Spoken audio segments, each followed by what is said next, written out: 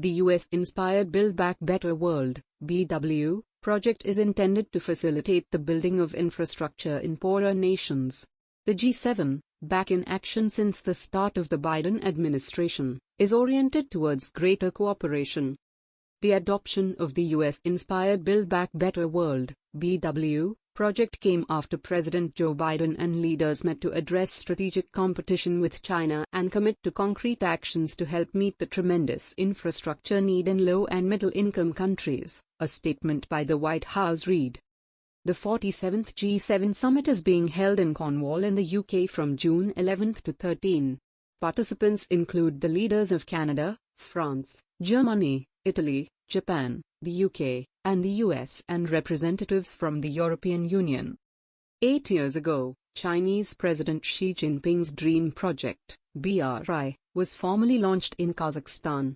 The Belt and Road Initiative is a mammoth infrastructure project, with the most ambitious being the China-Pakistan Economic Corridor, CPEC, linking China's Xinjiang province with the Arabian Sea. The BRI comprises development and investment initiatives in transport, construction, aviation, energy, and telecommunication sectors, encompassing many countries in East Asia, Central Asia, South and Southeast Asia, and Europe. With 139 countries involved in this project, the BRI has attracted investments across the countries and continents.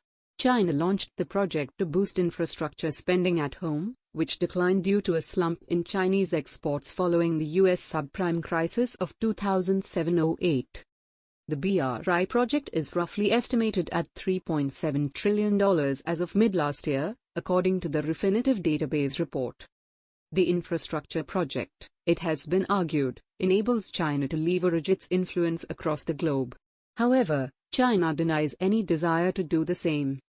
Keeping in mind the current COVID-induced situation, the G7 initiative would be similarly global in scope, estimating that the developing world needs more than $40 trillion in infrastructure.